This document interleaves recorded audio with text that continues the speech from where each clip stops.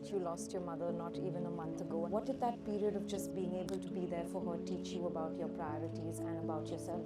I was lucky that I was able to spend, the last few months with her. Of course, you always feel, I wish I did more.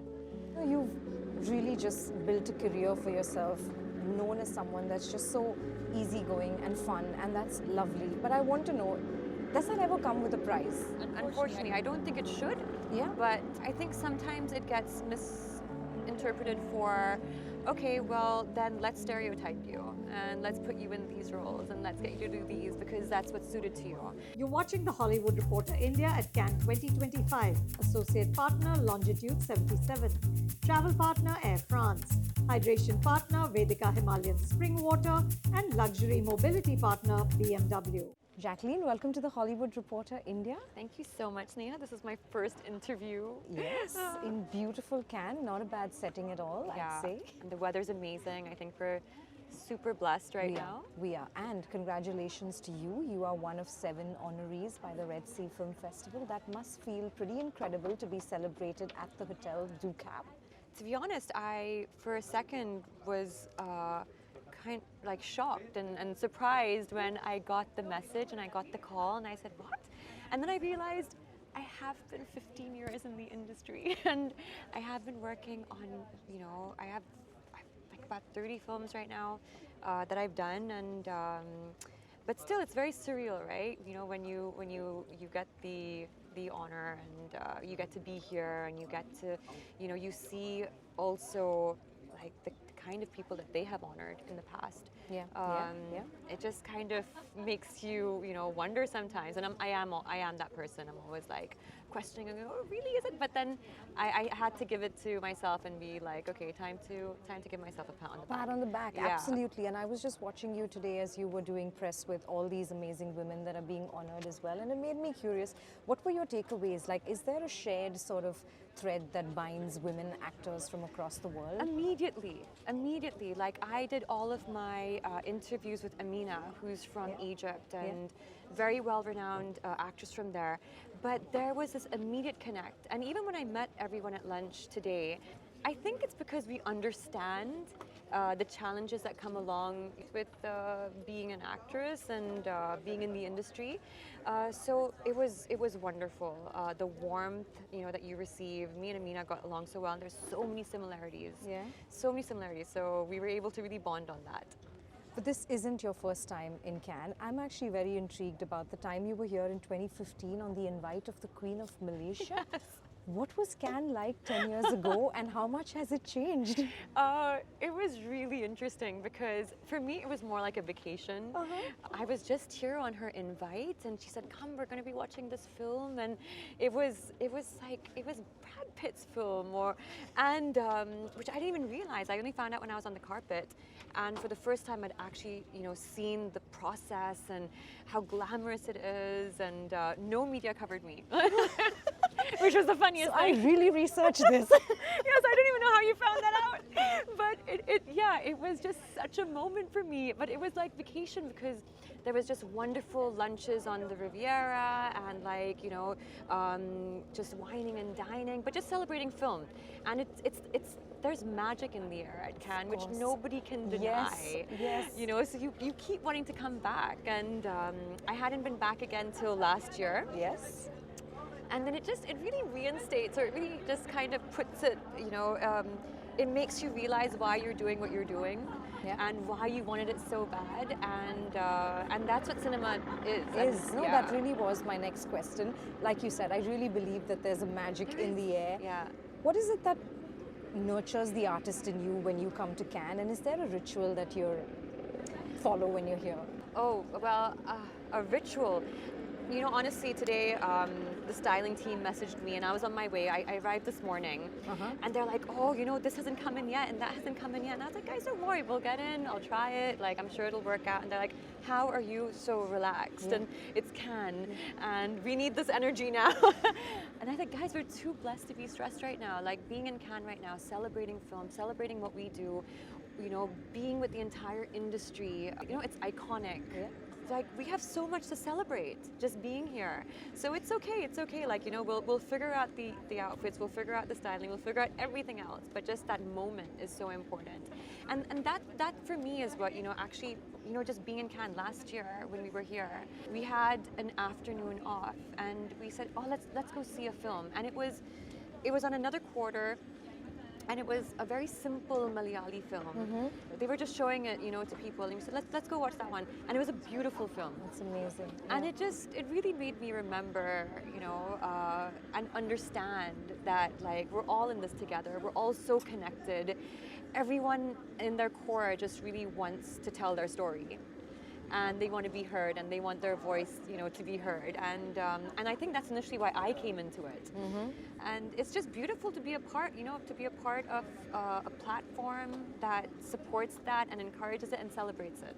Absolutely. And you made your Hollywood debut last year with Jean-Claude Van Damme. Yes. You have to tell me about what that experience was like for you. That was, again, I just couldn't believe I had him in front of me and I was doing lines with him and I was working with him because he was literally my like icon. I think our entire family, we had at that time the laser discs, so we had to buy the laser discs if we wanted to watch his film. Of course there were the cassettes as well, but my dad was hell-bent on saying, no, the quality of laser discs you can't understand, and if we're going to watch Jean-Claude Van Damme, we have to watch him on a laser disc.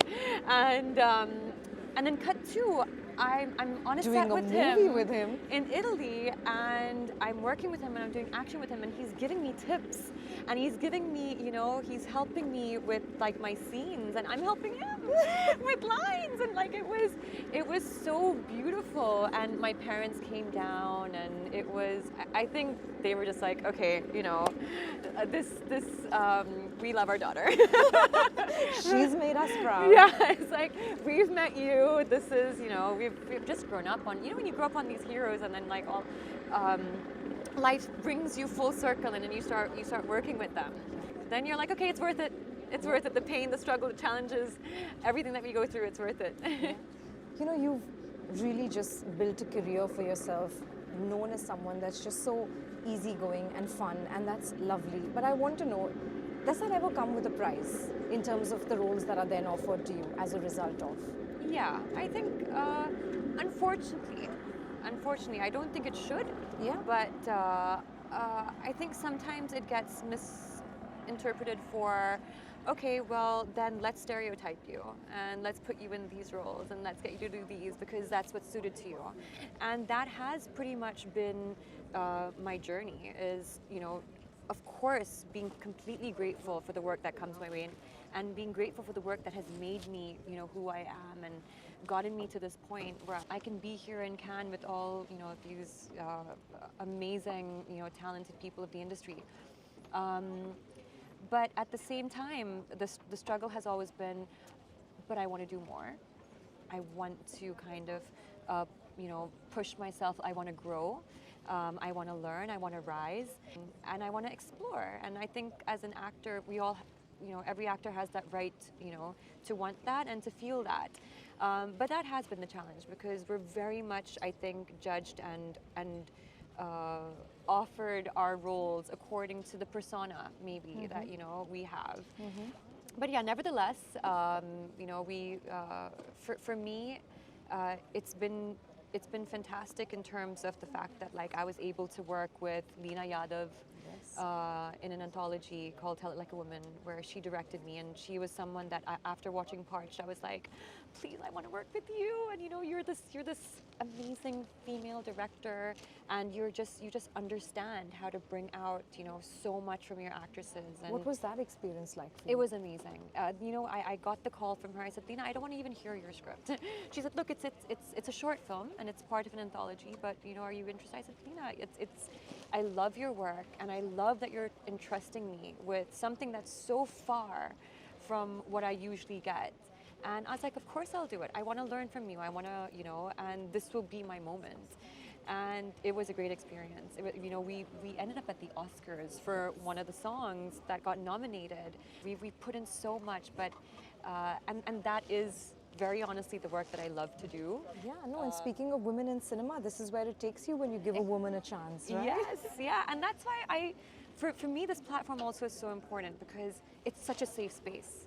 You know, I see the way women are supporting women. That is what I want to encourage. That is what I want to communicate. You know, for everyone watching, or people who follow me, or people who are possibly influenced, or people, women or girls who are getting into the industry. Please support the women, you know, make it a safe place for them, make them feel like they're heard, help them rise up, because it's really important for the future, it's really important for the stories that we tell. Otherwise, it'll be very, very difficult for us to be seen. Absolutely. You've actually often talked about how resilience is one of the most important traits to navigate the film industry. Talk to me about why, and when was the last time your resolve was really tested? Resilience, yeah, it is. I think one thing I've fallen back on a lot is courage. You know, you have to. There are days you are not able to get out of bed. You know, it can be so heavy, and then you think you have to draw on a lot of courage and be like. The way I like to look at it is I like to change perspective. And only you can do that. You have to really either fight with that inner voice or you have to really feed to that inner voice. So I like to change perspective and I like to be like, okay, let's flip this. Let's look at opportunity. Let's look at whatever you go through can grow you. Whatever, as an artist, what can this do for me? It's given me such deep experiences, you know, being in a film industry for so long. Having the experiences I have, wow, I can draw on this. This is actually only going to make me better as an actor. Why did I use that? So this is the resolve that I have. Yes, resilience is there. Courage to keep going, you know. That's something I think we need to remind people about. We have a lot of that in us, but a lot of it gets, you know, watered down or it gets quietened or, you know, you may feel like you're losing your confidence, and our society is built in such a way where maybe they try to make you lose your confidence. So you have to rise above that, and I'm grateful for that actually, because otherwise I would have never known the resolve that I have within myself, or the courage that I have within myself. Yeah, no, I'm looking at you today and I know that you lost your mother not even a month ago, and I know I've been in a similar situation and I know exactly what it takes for you to be here. Yeah. And the truth is that the show must go on, but what did that period of just being able to be there for her teach you about your priorities and about yourself? I was lucky that I was able to spend, you know, the last few months with her. That's the only thing that'll give you solace, let me tell you that. Yes, yeah. Of course, you always feel, I wish I did more. What could I have done more, you know? And it really, really takes a lot of time to come to terms with it. I know that I'm speaking to someone with that experience, so you would understand, but it really takes, you know, a lot of time to come. I don't think I've still come to terms with it. But I look at it from what probably she would have wanted. She was always my biggest cheerleader, you know, always. We come from such a simple household where it was absurd to say you wanted to go into acting. It was absurd, you know, and I was so scared to tell them that I really feel this is my calling and this is something I've wanted to do since I was a kid. How do I, you know, from the age of like 7, 8, I only told them when I was about like 18, 19, like, I kind of feel I want to get into this. And there was no hesitation. Wow. And there never was, you know, and of course, whatever we go through as actors in the industry, our parents also go through it, you know, because they're also... It's all public. Yeah, it's everything's, you know, it's out there. Still, what I admire, I mean, it takes so much, you know, for parents to actually still support you through everything. And they were those type of parents, and especially my mom. So she was always so proud. And I think she would only, you know, want me to keep striving and keep dreaming as always. And she always called me like her butterfly. So because I was always like flitting around and flying away. But, and that made her happy, you know, because I was doing things that made me happy. So, Yeah. No, so at the 15-year mark, what can you do now, which is empowered with honors like this, to just ask for more?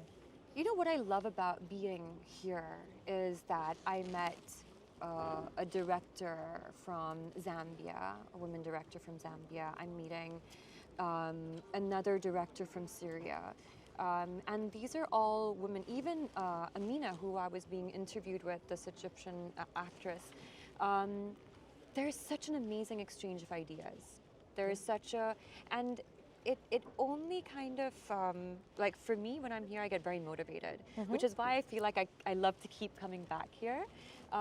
Because we're, like I said initially, we are storytellers and we want to tell stories. And I think deep down inside us, it's like we feel like we have stories to tell, because for me, I feel not just is it healing me, but there are people out there that maybe I might be able to heal. I might be able to like help grow. I might be able to help awaken.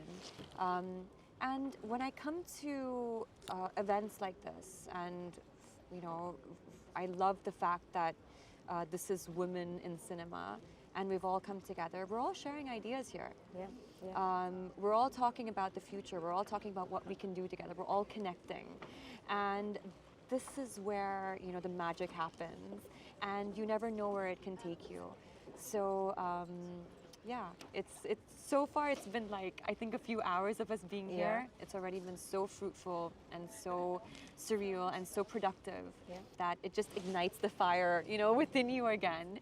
So even after 15 years, you're just like, you know, this gives you, you know, that it gives you that motivation to keep going.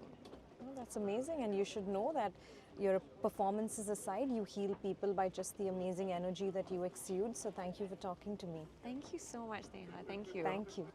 Hi, this is Jacqueline Fernandez, and you're watching me on The Hollywood Reporter India. Please subscribe. You're watching The Hollywood Reporter India at Cannes 2025. Associate partner Longitude 77. Travel partner Air France.